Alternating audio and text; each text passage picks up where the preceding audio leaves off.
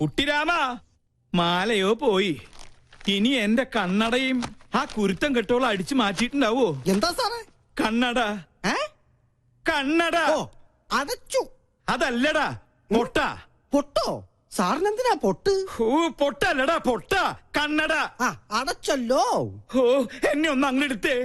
ഈ ശരീരം വെച്ചോണ്ട് ഞാൻ എടുത്ത പൊങ്ങത്തില്ല. കീറി വെച്ചെന്നാലുണ്ടല്ലോ. എടാ മരത്തലയാ, എന്റെ കണ്ണട എവിടെയാണെന്ന് ചോദിച്ചത്. ഓ അതാണോ? എനിക്കറിയത്തില്ല.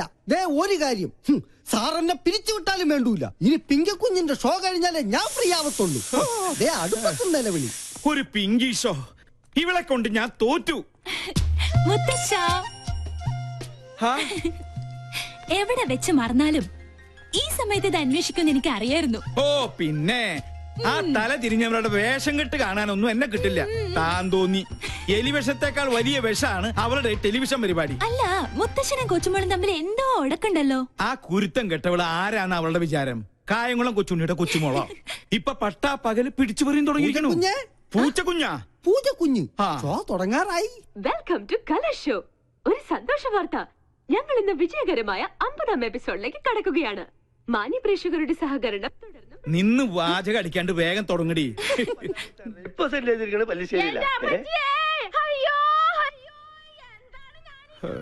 മാല അടിച്ചു മാറ്റിട്ട് അവളുടെ കളി.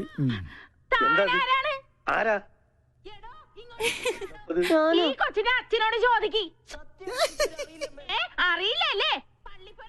പെരുന്നാളിന് കച്ചവടത്തിന് വന്നത് എന്റെ മാല. മാലയോ?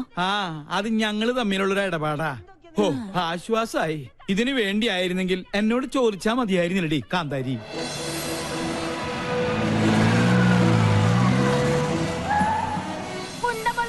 ഈ പല്ല് തന്നെ ധാരാളം.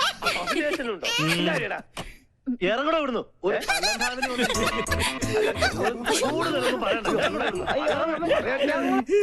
അടുക്കളയിൽ ജോലിയൊന്നുമില്ലേ? ഉണ്ട്, സാറ് നിർബന്ധിച്ചിട്ടാ. ചുമ്മാതല്ല കോമാളി വേഷം കെട്ടി കൊച്ചുമോള് തെരുവിൽ കാള കളിച്ച് നടക്കുന്നേ. പ്രോത്സാഹിപ്പിക്കാൻ കുടുംബത്തിൽ തന്നെ ആൾക്കാരുണ്ടല്ലോ. നാളെയല്ലേ നിനക്ക് ഇന്റർവ്യൂ? ഈ TV കാണുന്ന നേരം കൊണ്ട് നാളത്തേക്ക് വല്ലതും പ്രിപ്പയർ ചെയ്യാൻ നോക്ക്. ഒരു ബഫൂൺ ഷോയും അതിന് കുറെ കാഴ്ചക്കാരും. ഈ പോക്ക് പോയാ ഇവിടെ എന്നെ അമ്മാവനായിട്ടും അംഗീകരിക്കില്ല, അമ്മായിയപ്പനായിട്ടും അംഗീകരിക്കില്ല. കലികാലം. TV കണ്ടുപിടിച്ചവനെ വേണം ആദ്യം കൊല്ലാൻ. മസ്തിക്ക് പാഠശാല. എന്താ എന്റെ ഷോ വെക്കാതിരുന്നത്? ഓഹോ, പട്ടാളത്തിന്റെ വിലക്കുണ്ടാവും. അതെ, ഞാൻ തന്നെ ഓഫ് ചെയ്തത്. നിന്നെ രാഷ്ട്രം ആദരിക്കുന്ന ചടങ്ങൊന്നുമല്ലല്ലോ TVയിലുണ്ടായിരുന്നത്. കണ്ട അലവലാതി സിവിലിയൻ പിള്ളേരോടൊപ്പം കൂത്താടി നടന്ന് ഓരോരോ കോപ്രായങ്ങളും കാട്ടി മനുഷ്യനെ മാനം കെടുത്താൻ ഇറങ്ങിയിരിക്കുന്നു. മെയിൻ സാബിനോട് ഞാൻ എന്നും പറയാറുള്ളതാ, എല്ലാ പ്രൊഫഷനും അതിന്റേതായ അന്തസ്സുണ്ട്. അല്ലേ മുത്തശ്ശ? പട്ടാള നിയമം അടിച്ചേൽപ്പിക്കരുത്. എനിക്കിഷ്ടമുള്ള ഒരു ജോലി ഞാൻ ചെയ്യുന്നു. എൻ വഴി താൻ ഈ വഴി. അല്ലെങ്കിലും നിന്റെ ഇഷ്ടം തന്നെ ആയിരുന്നല്ലോ എല്ലാറ്റിലും. എൻട്രൻസ് പാതിയിൽ നിർത്തി. ചേർന്ന കോളേജിലെല്ലാം പ്രശ്നക്കാരി. നിന്റെ അച്ഛനെ പോലെ അന്ന് ഞാനും സാമർത്ഥ്യം കാണിച്ചിരുന്നെങ്കിൽ ഇതൊന്നും കാണേണ്ടി വരില്ലായിരുന്നു. രാജലക്ഷ്മി, എന്നെങ്കിലും ഒരു മനസ്സമാധാനം ഇവിടെ എനിക്ക് തന്നിട്ടുണ്ടോ? താൻ തോന്നി. അതെ, താൻ തോന്നി, തന്നിഷ്ടക്കാരി. അങ്ങനെ ഒരുപാട് വിശേഷണങ്ങൾ ഉണ്ടല്ലോ എന്റെ പേര്. നീ അകത്ത് പോ. അല്ലെങ്കിൽ ഞാൻ മിണ്ടിയല്ല കുറ്റം. നീ ഇപ്പൊ ഒന്ന് സംസാരിക്കണ്ട, അകത്ത് പോയേ. രണ്ടെണ്ണത്തിൽ ഒന്ന് ഇങ്ങനെ എന്ത് ചെയ്യാന്? അതിന്റെ സമയം അത്രയ്ക്ക് മോശ. ജോത്സ്യം തന്നെ പറഞ്ഞതല്ലേ. സമയദോഷത്തിന്റെ പേരും പറഞ്ഞു വല്യമാമ തന്നെ അവൾക്ക് വളം വെച്ച് കൊടുക്കുന്നത്. നിഷേധിക്കുന്നില്ല. ഇത്തിരി ശാസനയുടെ കുറവുണ്ട്. ഇപ്പൊ തന്നെ അത് ശരിയാക്കി തരാം. എടി പിങ്കി, പിങ്കി, നീ കുറെ ദിവസമായി തുടങ്ങിയിട്ട്. എവിടെ അവള്? നിന്നെ ഞാൻ ഇന്നും. പിങ്കി, സുഖല്ലേ? എന്റെ മാല എവിടെ? കേട്ടില്ലേ കോട്ടയത്തിന് കോട്ടപ്പിള്ളേച്ചൻ 90 കഴിഞ്ഞപ്പോ പെങ്കടിക്കാൻ പോയി. മാല കേട്ട് വന്നു, കോട്ട വാങ്ങി വന്നു. മാല വേണോ കോട്ട വേണോ? രണ്ടും. ആദ്യം കോട്ട പിന്നെ മാല. ഓക്കേ? ഈ പട്ടാളവും കലയും തമ്മിൽ ചേരില്ല മുത്തശ്ശ. കണ്ടില്ലേ, ഇതൊക്കെ കലാരംഗത്ത് എനിക്ക് കിട്ടിയ അംഗീകാരങ്ങളാ. വേണേ കൊണ്ട് ഒരു കല പോലും പട്ടാളം രാജലക്ഷ്മിയുടെ ജീവിതത്തിലുണ്ടോ? അസൂയ, Perunthachan syndrome.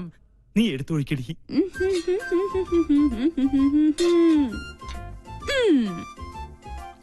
Cup നിറഞ്ഞില്ലേട്ടാ.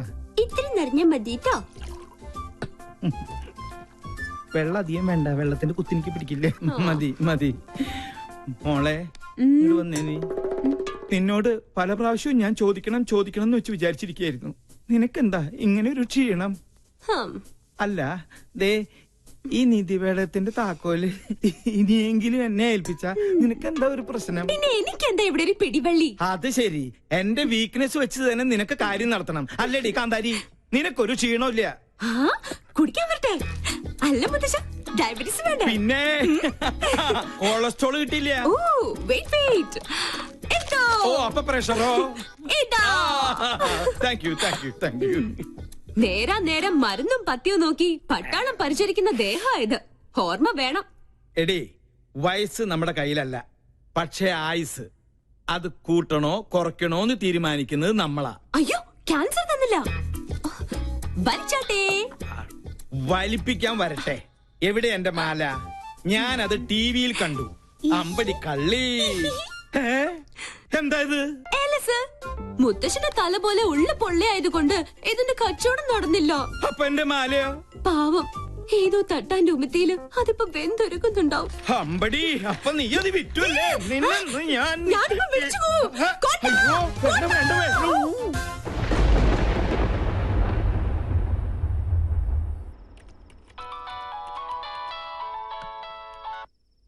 Hello. Yes sir, ഞാൻ ലീഗലായി മൂവ് ചെയ്യാൻ തന്നെ തീരുമാനിച്ചു. Are you suspecting anyone? Yes sir, nursing assistant one mister Stephen. He's the cheater. I know him. സർവീസിൽ അയാളുടെ പ്രീവിയസ് റെക്കോർഡ്സ് വളരെ മോശമാണ്. Be careful. Okay sir. If you need any official help, call me. Thank you sir. Hello madam, ഞാനാ Stephen. എന്താ? Madam ஒன்னு மனசு வச்சா இந்த ப்ராப்ளம் சால்வ் பண்ண முடியும். What you mean? இல்ல, എത്രയാന്ന് വെച്ചാ ഒരു പങ്ക് ആരും മര്യാദ ഞാൻ എത്തിച്ചോളാം. ഇഡിയറ്റ്. തന്നെ പോലെ ഒരു ക്രിമിനലിനെ ഞാൻ വെച്ച് പൊറപ്പിക്കില്ല. അങ്ങനെ വാശിയിലാണെങ്കിൽ എനിക്ക് എന്റെ വഴി നോക്കേണ്ടി വരും. Stop it. എടാ ഡാഷേ, ഞാൻ പറയുന്നത് നീ അങ്ങോട്ട് കേട്ടാ മതി. നാളെ കാലത്ത് ഷൂട്ടുള്ളതാ. സ്റ്റോറി ബോർഡൊക്കെ റെഡി. ക്യാമറയുമായി നീ അങ്ങോട്ട് വന്നാ മതി. പോടാ. പിന്നെ ആ പരമ ബോർഡുണ്ടല്ലോ ഗോപി, അവനോട് പറഞ്ഞേക്കണം. പോടാ ഡാഷേ. Stop it. തീന്മേശയിലാണോ നിന്റെ തന്നോന്നിത്തരം? ടേബിൾ മാനസ് അറിയില്ലേ നിനക്ക്? ഇവിടെ ഇപ്പൊ ആണവ കരാറിന്റെ ചർച്ചയൊന്നും അല്ലല്ലോ നടക്കണത്. എന്ത് പറഞ്ഞാലും തർക്കുത്തരം. മിണ്ടാതെ കഴിക്കാൻ നോക്ക്. എന്താ ഇത്? സാമ്പാറ് വേറൊന്നുമില്ല? ഉണ്ടല്ലോ, അവിയൽ, ചീര, ഓലൻ, ഇഞ്ചിക്കറി. ഇതെന്താ എന്നും ഇവിടെ ഇലയും വേരും പുല്ലും മാത്രം? ഉള്ളത് കഴിച്ചാ മതി. ഭക്ഷണത്തിലും പട്ടാള ചിട്ട. എനിക്ക് വേണ്ടേ. എന്ത് രസമായിട്ടാ കുട്ടി പോണ. തലതെറിച്ചവൾ. കണ്ടില്ലേ വാശി? പെണ്ണാ ഇവള്. നിനക്ക് തെറ്റി.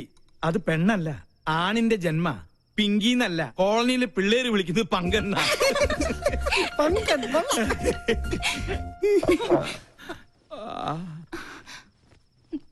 മോള് കഴിക്കി. ഇതിവിടെ പുത്തിരിയൊന്നും അല്ലല്ലോ. അസുരഗണം, ദേവഗണം. തീന്മേശയിലല്ല, ശ്വാസം പോയി മരണപ്പായിൽ കിടത്തിയാൽ പോലും ഇവര് തമ്മിൽ ചേരില്ല. എനിക്ക് മതി. എന്നാ പിന്നെ എനിക്കും മതി. അതാ നല്ലത്. അല്ലെങ്കിൽ വേണ്ട. സ്വന്തം മാല നഷ്ടപ്പെട്ടവനെ ഞാൻ. അതിന്റെ ക്ഷീണം എനിക്കുണ്ട്. അത്താഴ പട്ടിണി കിടക്കേണ്ട ഒരു കാര്യമില്ല. എന്നാ കുട്ടിരാമ, നീ ഇത്തിരി പച്ചമോരും എടുത്തേ. പച്ചമോര് നീലമോരും ഒന്നും ഇവിടെ ഇല്ല. വേണമെങ്കിൽ ഇത്തിരി വെളുത്ത മോര് തരാം. മാല നഷ്ടപ്പെട്ടവനെ ഞാൻ. നീ എന്നെ കൊണ്ട് നിന്റെ കുടൽ മാല എടുപ്പിക്കരുത്. എടുക്കടാ.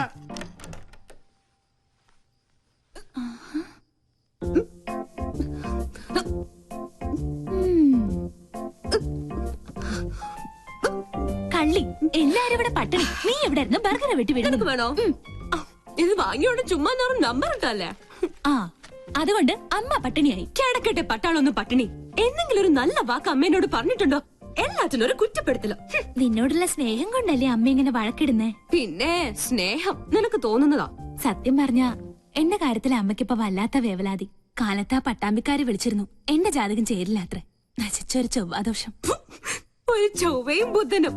അതാ ഞാൻ പറഞ്ഞത്, നമ്മളായിട്ടൊരു അടിപൊളി ചെക്കനെ കണ്ടെത്തിയാ ഈ നൂലാമാലകൾ ഒന്നും ഉണ്ടാവില്ലാന്ന്. ഒന്ന് പോടി.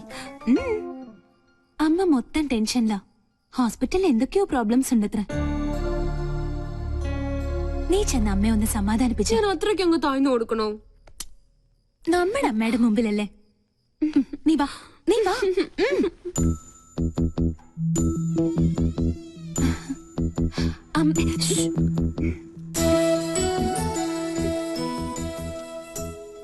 ലക്ഷ്മി, എന്താ നിനക്ക് ഇത്ര ടെൻഷൻ? എന്താ നിനക്ക് പറ്റിയത്? ആരോടാ നീ പണങ്ങിയത്? നമ്മുടെ മോളോടോ? നീ ഒന്ന് സ്മാർട്ടായേ. ലക്ഷ്മി എന്താ ഇങ്ങനെ നോക്കുന്നത്? പിന്നെ പട്ടാള ഭരണം അങ്ങ് ഹോസ്പിറ്റലില് എന്റെ മക്കളുടെ അടുത്ത് വേണ്ട. മനസ്സിലായോ? എന്നെ കുറിച്ച് ഓർത്ത് എന്റെ അമ്മക്കൊന്ന് ടെൻഷൻ അടിക്കണ്ട. പിണക്കൊന്നുമില്ലാതെ നമുക്ക് 3 പേർ കൂടി കെട്ടിപ്പിടിച്ച്